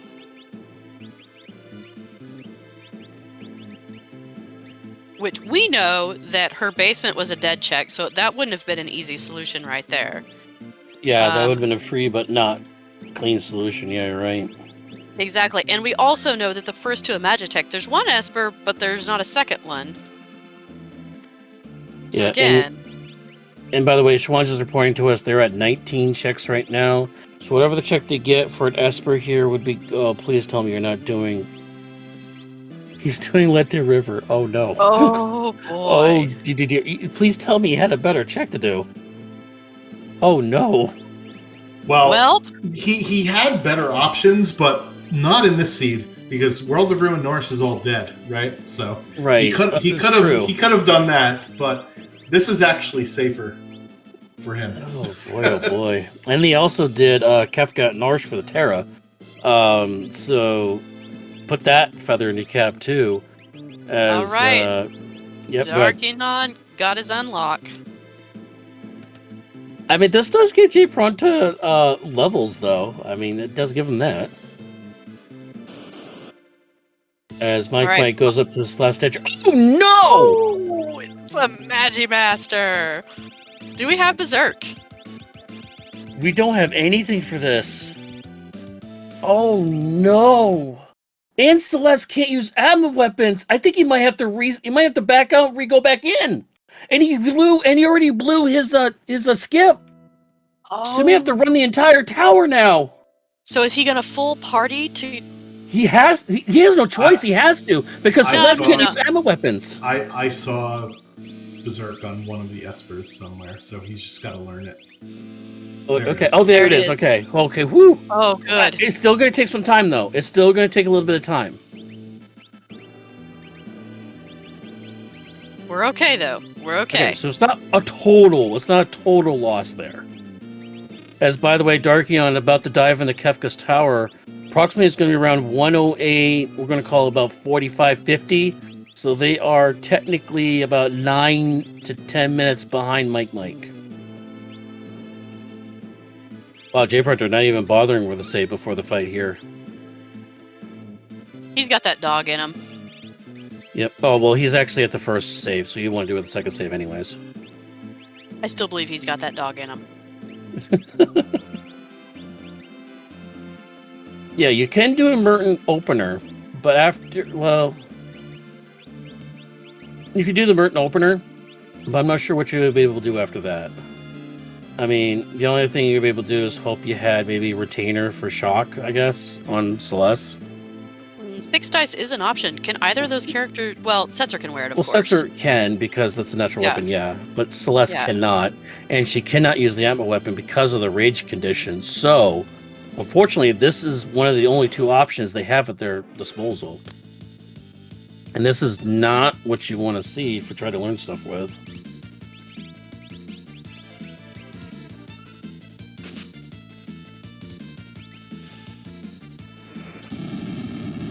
And it is a basic Kefka there at the end of end of there. And it looks like we have Magimaster first here on Darkion's side. So let's see if they can get through this fight before Mike can. Well, Locke's got that Grand Train. Yeah, he's got the Grand Train, but he's just swinging a VK right now. Which a VK is not an automatic hit. Well, they thought about doing Grand Train, and no, it's not an automatic miss because they're high defense, and he's just going to back out. No, I mean, Locke does have Grand Train. Grand Train would be a way around that. He would get counterspelled against them. But, yeah, I mean, definitely had the ability to get through that fight. Oh, and those are nasty fights in KT for levels. Level magics are not what you want to see. And Schwantz is pointing out that JT Brunter does have his unlock. This has gotten really close. If you do want to learn Berserk, though, level magics are great. You just have to survive the fight. Yeah, I mean, he does have Merton on Celeste, so he could get through the fight no problem there. I would think. But those level magics have very weird properties. Some of them have reflect on them. Some of them absorb a bunch of stuff. So this has gotten interesting all of a sudden, huh? Well, Absolutely. Interesting thing for Darkion, by the way. Darkion backed out, didn't find any of the other bosses left, reset the party, and now has built an actual party to go up against Magic Master. Does have Berserk on the Edgar, so it looks like Darkion's going to close the gap a little bit here as Jay Brunter does a dive into Kefka's Tower, going into the Atma weapon fight. It's Atma Jr. at the Toilet Atma. Try to get the skip here to kind of catch up with Mike and Dark. He's at 21 checks, so this will be 22 to get him skipped. I like this play. This is a great play, especially, I mean, we know where the other runners are, and he doesn't, of course, but this is going to put him right there with them. And the problem is with having Yeti in the party, he missed, which is actually a good thing. Yeti sometimes will get the hit off before you get the Berserk off, which means the shield will go up, and you have the spell immunity thing going on. So actually, Yeti being in this party would have been a bad thing, but we got the Berserk up, we're fine. Mike, second attempt here, did learn the Berserk finally onto their Setzer. So right now, but Mike's already taken care of the Guardian and the 2 other statue fights, so Mike is still technically ahead overall on the number of statues they've done. So, but Dark definitely has closed the gap a little bit here. Not putting out much damage from the Edgar, though. And we all know that Final Kefka is the great equalizer. Anything can happen. Ooh, big dice roll out of Setzer, who is actually one of their backup characters, not one of the main 4. So while we're kind of all in the same place, doing the same things here, I would love to give a shout out to our runners who are providing this great entertainment for you tonight. Give them a follow, show them your support, because they're the ones out there sweating bullets in this KT right now. Yes, definitely. We do have on the screen Mike 34, Darkion, J Brunt TR, and also Vane, who's actually running in the background. We lost their feed. Sorry I lost your feed, buddy, but we'll keep on trucking here. By the way, I do want to mention that we do have 3 other runners. This is an async. Ultra League's done an async. It's done over the course of the week. So that way people can try to run the run when they can on their own time. And on the end of the week, Saturday around 11 noon o'clock, the room gets reset. By the way, Mike gets to that fight. They are moving on to Kefka, Final Kefka there. I want to read off the other 3 players we have in the group, Kigalas, Zelly, and Lemmings. Kigalas got a 121.02, Zelly 131.10, and Lemmings 2 hours, 37 minutes. So we do have Mike in place here to try to beat that time, I believe. Well, it's going to be kind of close. They're going to need a 7-minute Kefka. So Kigalas likely to be the winner this week here. He's got a lot of power.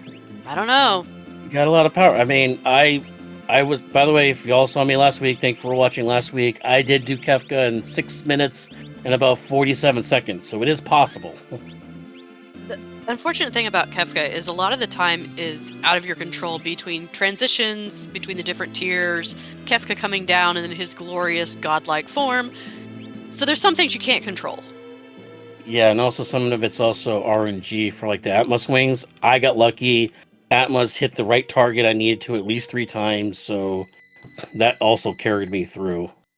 So here we go, Mike. One thing we like to do around here is we like to try to judge how long will this Final Kefka take on our first runner in. Again, Mike's first runner in. Get your times in there. Approximately 9 to 10 minutes is usually the average time here, so put your predictions in the chat right now.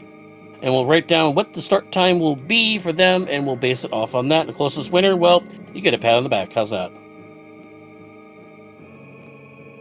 All right, I'll get my time in. I actually put a time in. You put a full time in. Well, I did. We just want the Final Kefka time. I didn't want to do the fight, or I didn't want to do the math. I don't want to do the fight either. And by the way, this is the Price is Right rules. If you go over, you lose. So it'd be the next closest time that's under it. All right, now who's giving that pat on the back? 15:35 is the time that they hit the dark screen at.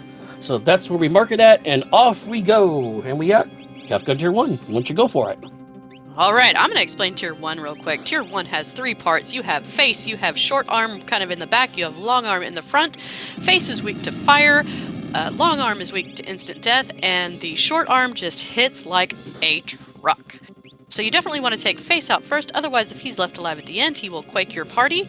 You want to take out long arm somewhere in the middle there before short arm, because he will counter with 1, 2, 3 shockwaves, which can be very deadly. And then, like I said, short arm just hits really, really hard. So definitely keep your party's HP up, get your live 3s on if you can, or just Merton it all down. Yeah, and one thing about face being weak to Merton, well, it kind of doesn't matter when you're doing quad 9s at every single part of it. And by the way, head does have more HP than the other 2 parts do, so you want to try to push the damage on long arm and head more than the Merton hits do, because that will try to guarantee those head and long arms will go down. That's exactly what Mike's doing with the dice, making sure the long arm goes down, and then as we try to focus the head. Long arm is still up there. It doesn't look like we have insta-kill, so no X-Zone, no break. Actually, long arm is weak to break as well. No Doom, no Raiden, no Odin, no Esper from Magitech. Any of those things would actually work. Somebody found Odin somewhere. I'm just not sure if it was Mike that did it. I think it might have been Jay Brunter, who was on a completely different path from all their other runners, and still in the neck and neck here as they are battling with Dark here, still on the statue portions of the run. All right, Hey, Mike's if Mega Elixirs, use them. Yeah, exactly. They have 4 of them, I believe. Or yeah, 4 or 5 of them. Oh, 5, because they got Magic Master Ends. They got 5 Mega Elixirs. They have 1 for every tier. Yep. And I'm betting that, yep, that is the end of Tier 1. You want to take Tier 2? All right, Tier 2, which is creeping into the view from the top. That's what we do on all 4 tiers of this. There's actually a 4-headed beast here. Coming into view there at the bottom is Tiger. That's the white cat face there. They do really bad stuff, physical stuff like zombieing a character and stuff like that. They're actually weak to ice. Right on top of their head is Bluey, like it's called, or hits. When you kill them, they deal 10 hits to your party. You kind of want to kill them last because they are pretty much the weakest of these 4 targets. In the middle there, the kind of a feminine figure leaning up against the vine there that kind of climbs up this tower, that is Tools. They're actually weak to instant death, but they do big AoE magic attack lore kind of attacks to your party. So they definitely want to kick out them. And way in the back there, the Kefka looking person looking away from our party, pointing away from our party, that is called Magic. They cast big, high tier magical spells. Of course, White Lock is doing to them, they're weak to mute, so that kind of makes them pointless. So the order operations, you want to mute magic, you want to insta-kill the Tools, which unfortunately we don't have for Mike. Hit Tiger with the big Ice 3 spells, or just Merton the whole entire screen and leave hits up for last. Exactly. Now, Tools is weak to Bolt, so if he wanted to throw out some Bolt 3s, or if he's got them, or Thunder Rods, or anything like that on somebody that isn't Realm, that's a good way to take down Tools as well.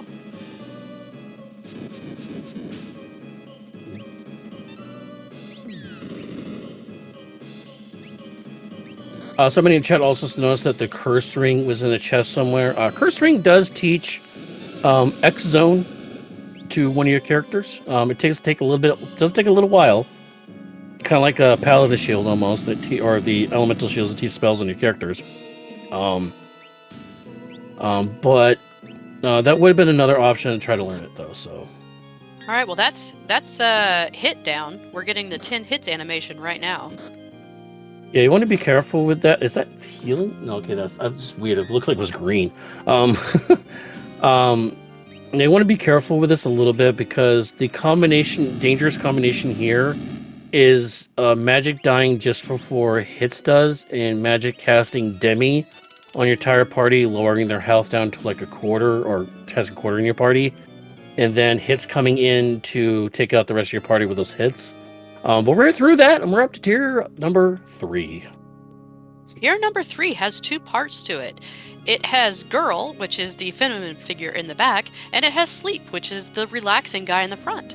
Girl has 10,000 HP and will absorb all elements, so you really just need to take her out with either non-elemental magic damage or physical attacks. Sleep has 40,000 HP and likes to use big AoE spells like Merton, W-Wind, whatever you want to say that stands for, Meteo, Train. I always call it Wild Wind, but yeah. Whirlwind, Wild Wind, West Wind. I don't even know. Now, with sleep, once you get him to about 29,000 HP, he's going to start spamming and countering with Meteos or Trains, which can be devastating. Even though Meteo does have low accuracy, it can still be pretty damaging.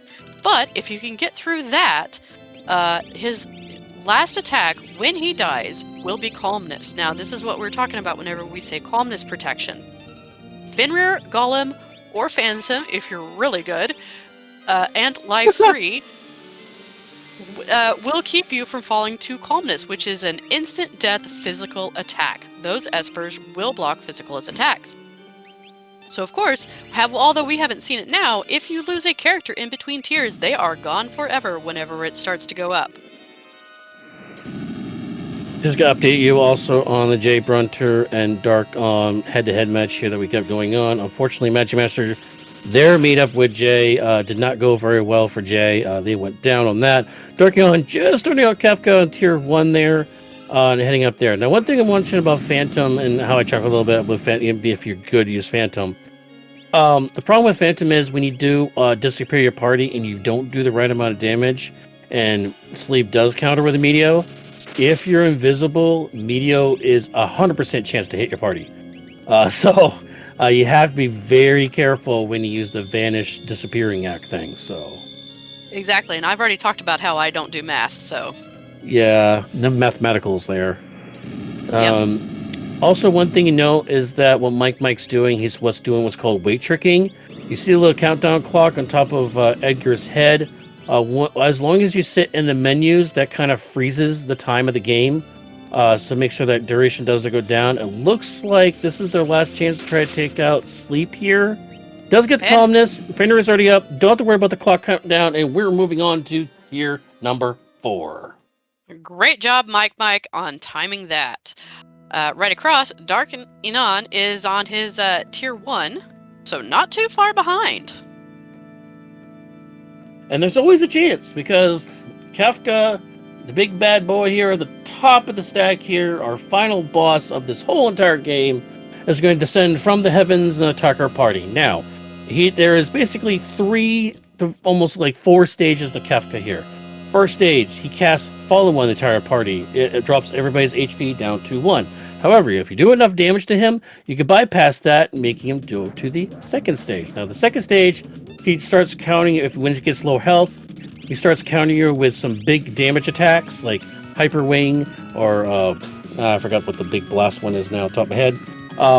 But if he starts counting with those, that means he's primed to go into what's called the Goner stage. Now, that Goner stage is a big power-up move. That's when you want to dump all your entire damage as fast as you can on top of Kefka, because he can't counter or do anything against you during that stage. And then at that point, if you don't damage him enough, he'll release that Goner attack on your entire party, dealing big-time damage. Now, the amount of players that are down will increase the damage because it's a spread damage move. So if there's more characters down, the more damage it's going to do to the characters that are still up. If he's still around after the Goner stage, if he gets too low on HP, he'll actually start countering with Ultima, which is a devastating, most powerful spell in the game, and that could definitely take out your party. So the best time to take out Kefka is during the Goner stage. Now, we just saw the Fallen One stage, when the Swedish talks about Beyond Chaos. That's the Goner charge up. This is when you would dump damage, break your shields, cast your hardest spells, hit you with your hardest melee attacks as fast as you can. You usually get 1 round on each of your characters to do this, and this should finish up this match right about now. Crack pow! Crack pow! GG's at 120. Go ahead. Oh, you go ahead. 125.09, I think. 125.09. That is good currently for second place overall for the week. And we'll try to get them in the chat here in just a little bit to give them a little quick interview on how they felt about the race. There are the on-stream winner. Let's give them a round of applause. GG's in chat. Thank you for that. By the way, thank you, Swans. 9 minutes, 34 seconds for that run. Let's see who our mini winner is here. Yeah, I was going to say, I was kind of curious about that. And while you're doing that, I just want to point out that J. Brun TR did get through his magic and is starting his Kefka fight. It looks like it might have been bomb track at 8:30. Yep, looks like it was bomb track. Congrats, bomb track. Get your pat on the back. Internet special points. Congrats to Mike joining us in the room. #1 here on stream. How you feeling, bud? I'm glad that I didn't cost myself the win by having the Celeste being the only person without Berserk. That was And gonna be also, my first. and no about- access to the ammo weapon either, huh? No, where was that in the weapon? Oh, you didn't have it. Oh, I thought you had it. I wish. I had Well, two there XP eggs the whole time on two people who never really had a benefit from it. Funny enough. Well, how would you like it if I told you there was actually a third egg and 2 Atma weapons and an offering floating around? Oh my gosh. I saw that you could trade in those ice rods for eggs at the Coliseum at the end, but I didn't see any of that stuff. Where's all the good stuff? Well, okay, so it the was third pretty spread. Yeah. Okay. Go ahead. the third egg was at Umaro, which you got too late after you did Try Talk and the Dragon, so we knew you weren't going back up there. Right, and I didn't need the third egg really anyway. I didn't even actually need the 2 eggs because like Edgar and I guess that's not true because Edgar throwing dice early game was really benefited by that egg. Offering was in Albrook World of Ruin. We thought you were going to get it. We really did. You went there and we were so excited, and then you backed out. Yeah, I you went in literally there, just got the warp stopped in for stones, and warp backed out. stones, Yeah. Yeah. That's all I wanted. As far as the Atma weapons go, I'll be honest, I don't remember where they are. No, they were pretty. Everything One else was in the kinda class. spread. One was in the Norse classroom at the very beginning of the game. But it yeah, doesn't matter because left side. Celeste couldn't use it because she had the rage ability, right? So Yeah. Oh. Yeah, but like Edgar or Locke could have used that XP egg booster. That would have been sweet. So wait, I thought I took one treasure in the Narsh classroom building. So was it one of the other 2 on the left there? Was it Atma? Yeah, I think it was wasn't the one on same the as far Monster left. Box one, yeah. Oh my gosh, that would have been so cool. But this was still pretty cool. We had a Merton on super early. In fact, I was trying to avoid characters because I only had Merton protection for 3 people. And then I got the Yeti and just had to start nuking him. It's kind of rough. Well, I mean, you Well, that actually had protection. You had 4 pieces of protection because you also had Minerva, and you also Yeah, had 3 shields. So I had 2 shields and then I started opening again and on the way to Ancient Castle and just got another casual ice shield. They were kind of everywhere. Yeah, so how did you feel about a lot of those early dead checks? It made it pretty clear to me that this was going to be 22 skip seed, check seed. So it affected my routing a bit, but like a lot of the dead checks weren't terrible. They were things I kind of wanted. Like I thought I wanted XP eggs. So I wasn't crying about that. And the ice shield, you know, one of those got Merton protection online. So that helped me go right to do a couple dragons. So they weren't as bad as, you know, it's not like all dragon horns. That's true. actually, no, and you had natural jump realm, which actually could equip the fixed dice. So you could have had a dragoon realm to start with, also, but you also had Mern. She's better spellcaster, anyways. Yeah, she had decent enough magic stat, and I was keeping my eye open in the relic shops for dragon boots because I would have turned Edgar into a jumper, but they didn't come up. By the way, shout out to Darkion. As you see on screen, they're heading up to K4. Unfortunately, losing their Edgar in the process there. We'll see who they're going to get replaced with. They're actually going to get replaced with the Cyan at the top here. Sean's pointing out that Edgar was in the air when Fenrir was cast. So he did not get the Oh. And they got hit And- with calmness. Of Yeah. course it did, because the The AI AI, cheats, the you AI know always that. knows. The AI always knows. Yeah. rigged. Game is rigged. And Especially J. in Mario Brentiar Party. is at his tier 3. Wow, Dark is killing it. He's on T4 right now. Yeah. Unfortunately, we did lose Vayne about 15, 20 minutes on the run, so we're not sure where Vayne is right now on their run. But a pretty close race, though, between the 3 of you. Right now, Darkion flirting with Zelly's time. of 131.10. They're about 15 seconds away to getting to fourth place. Looks like we're only in the Fallen One stage, so it looks like Darkion will be finishing fourth overall here. So right now it's Kigalis first at 121. You are second at 125. Zelly is in third at 131. And like I said, it looks like Darkion's going to finish fourth here. GG's to Clagius. That's great. He got a 121 last week, and that was his PB. Ooh, that's a Oh, that's PB. awesome. Nice. Yeah, nothing like running a PB on an official run. Yeah, you know how that feels, don't you, Saberwolf? Just a little bit. Anyway, so we are in goner phase for Darkion. So he is going to unload all his damage to get through his final Kefka. So I want to ask you though, now having Yeti in the party, having discount ice rods because you bought him in World of Ruin Narsh, World of Ruin South Figaro. Just think, you could have started with 4 experience eggs. So many experience eggs. We could have been level 60. I think actually it probably would have been level 70 or 80 at that point. Especially when you took 3 dragons more than anybody else did. Get your GGs in chat. Darkion just got his crack pow. All right, 132.21 for them. But you're talking about like taking different routes than what you thought we were taking because you're going high in the skip count for checks count. Knowing that, is that why you did the whole dream sequence? Because actually you and Dark got your unlock and skip by doing dream. Well, I needed 2 espers still, and with the checks remaining to me, I feel like dream was either going to get me the 2 espers I needed and get me to skip, and if not, I had like some quick checks, one-offs like Doma Castle right away I can hit and be at 23 checks. But I felt like it's a pretty good gamble. Given the other options, everything was like Phoenix Cave, which is only a 1 potential esper. I could have done the quick Doma right away, but then I still need something. So that's why I did that.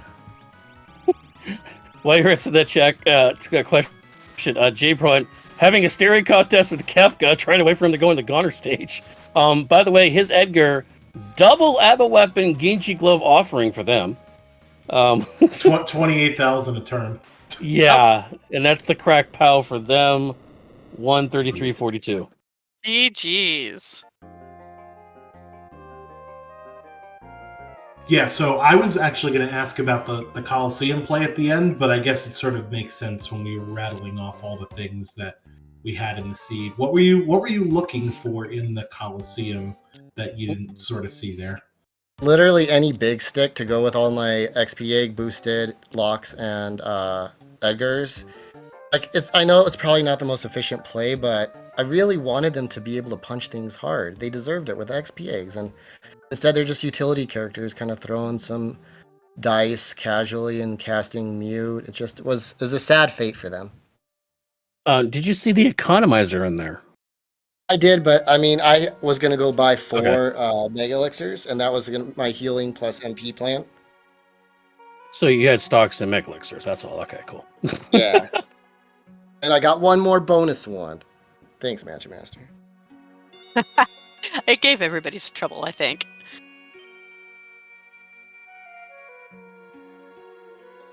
Well, GG's to you on the stream win. I know it wasn't a weak win with Kigalas beating you there, but anything you want to say before we sign you off here for the night? Yeah, just close out saying I'm like super proud of my group. These guys are pushing hard, and that's awesome that Clagless got a 121 this week. Abrun's been like, we've been in a dogfight the whole time. I'm 1 point away from him going into this week, and all the other guys are just really working hard on upping their times and upping their game. So it's been a really fun group with Tonic C. Good job, guys. Absolutely well put.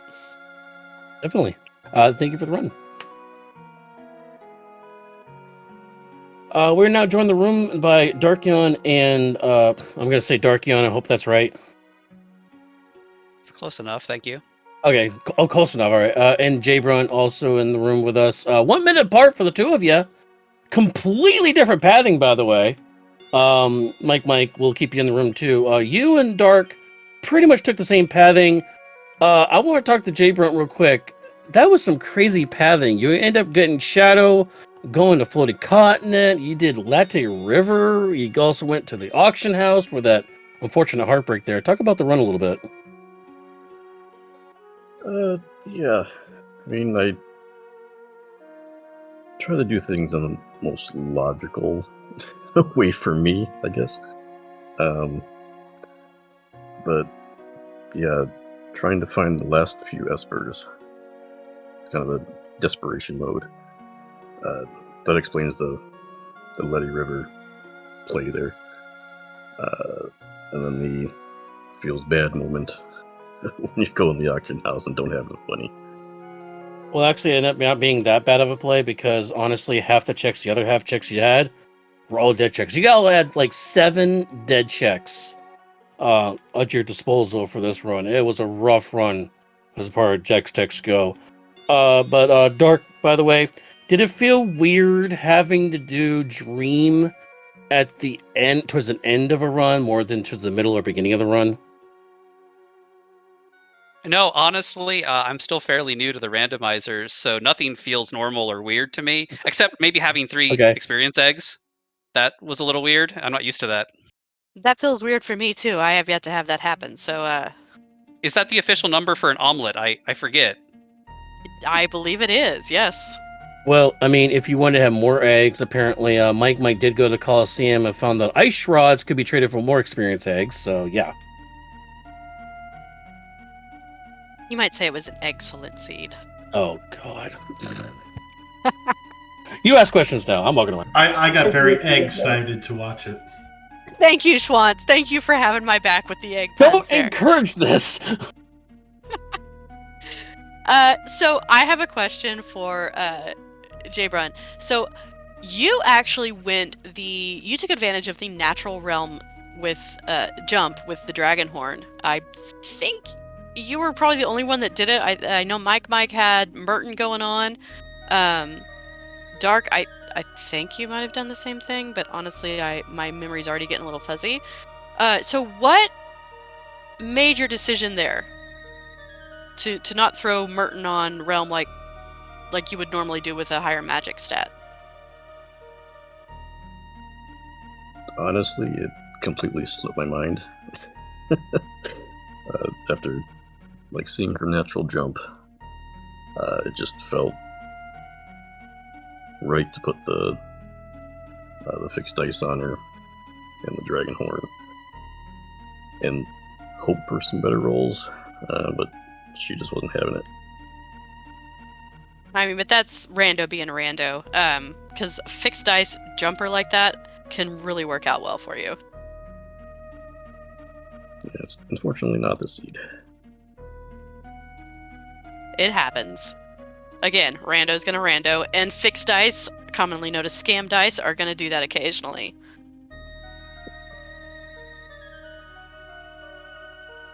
Yeah.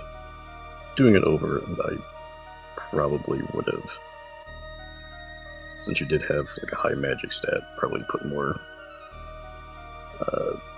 attack magic on her. It all worked out for you. And as far as realm goes, she actually rolled a pretty low magic stat, so your play was not bad at all. Oh, alright.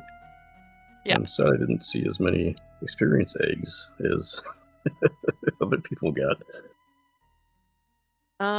Because how many did you end up with? I had one from the Narsh weapon shop. Okay. Well, one's good enough. Yeah, everybody So- just had fear. Dark, I have a question for you. Whenever the seed started and you saw the abilities that each of your characters have, what were your thoughts then? I hope I find some rods quickly, they were there. or bust the shields if I had to. I mean, there ended up being enough shields to do that. Honestly, this was the first time I've been on a live restream race, so I was just nervous the whole time and don't really remember much at this point. I'm gonna enjoy going back and watching the live stream. Well, for being nervous, you absolutely did great. Did not get tilted at all, even with seeing the Magimaster, which I think kind of gave everybody some trouble, and you never want to see in a lane anyway. So all of the racers just did fabulous.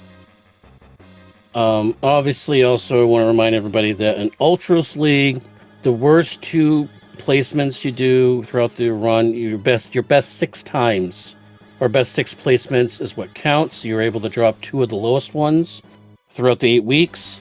So I'm sure that, Jay, I'm sure this probably will be a drop for you. But I do have the updated standings for you guys through 4 weeks. Mike is now in first place with 27 points overall. Jay Brunt in second with 24. Kiggs with that huge race this week is jumped to third place for 23. And Zelly and Dark are now tied for fourth place with 10.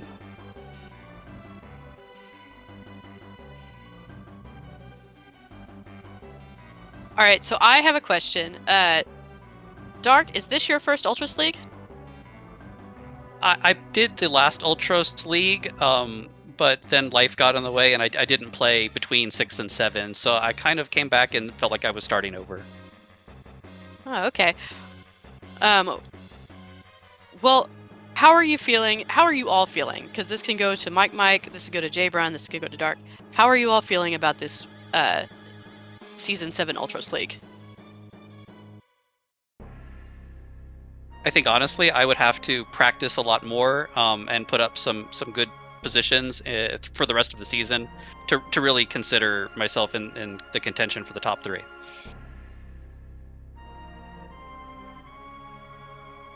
It's And a for me- it's a great group. Anybody, we've had 3 different first place finishers so far, so it's been really competitive. Awesome.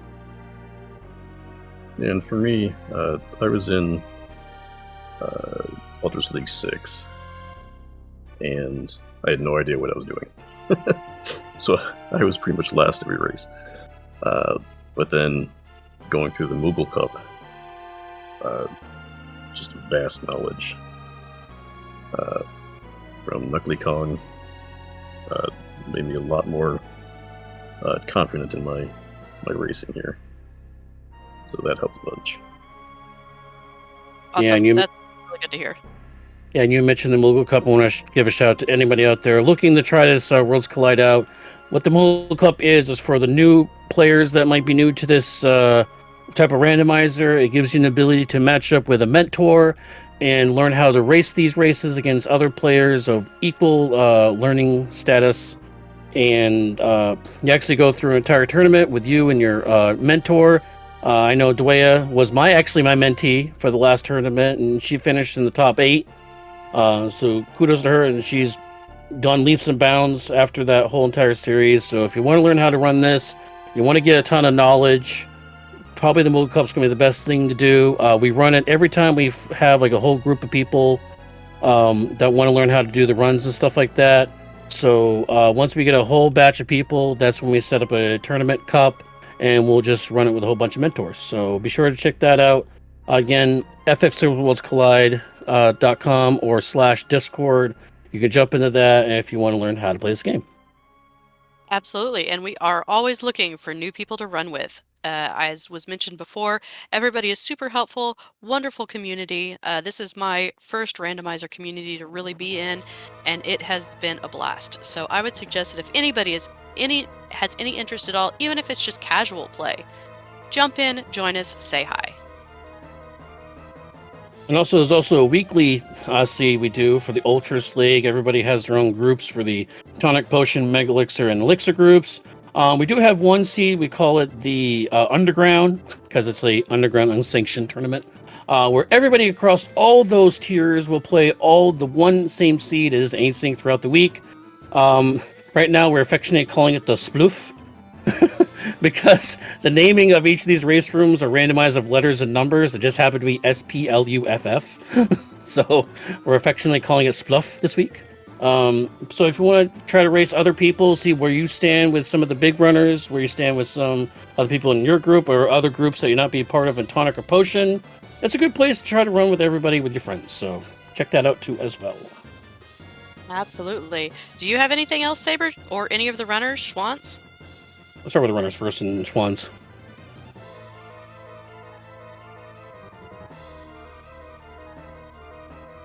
No, I'm good. Thank you guys for volunteering to race on Restream. Can't have the races without the runners, so thank you so much for organizing and being willing to put yourself out there. Really, really appreciate it, everybody. And Saberwolf and Dwyer, awesome job talking the talks with me. That was a really fun race to watch as well. So really appreciate it, everybody. Absolutely, and thank you for pushing the buttons and doing the math. Yeah, the math, love it. We'll start just ascending order. Mike, anything before we go? Just thank you guys for everything you're doing. We got a Turkey Day coming up, and I'm sure Dwyer is cooking up a storm. I have good authority. She's a good cook. I'm sure everybody else is here too. And we appreciate it. See you next time. All right, awesome. Dark, you're up next. Again, thanks the Restream team, and I want to say how wonderful and supportive my Tonic group has been. I've really loved playing with these guys, and I'm looking forward to the next 4 weeks. Awesome. And last but not least, Jay. Yeah, I'll reiterate how awesome the Restream team is. It's always fun being featured on the Restream, so thanks to you guys. And GG's to all my Tonic Sea pals. Awesome deal. Before we go, I do want to mention a shout out. Worlds Collide would like to help out with other charity vendors and like that. I want to do a quick mention to Gamers for Hope. They're doing an event, Gamers Against Cancer, that's coming up in March. I believe the second weekend of March, where they're going to do a fundraiser to help raise funds against cancer. They do two big events of the year. The other one's Gamers Against Suicide.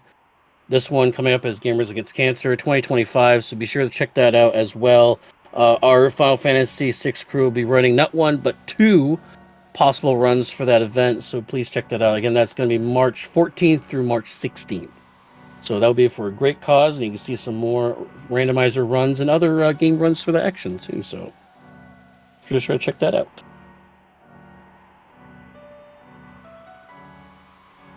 All right, so if there is nothing else, guys, it has been a blast watching these runners. It's been a blast doing comms with you, Saber, and I really, really appreciate SpeedGaming 2 letting us be here and just being able to showcase one of our passions.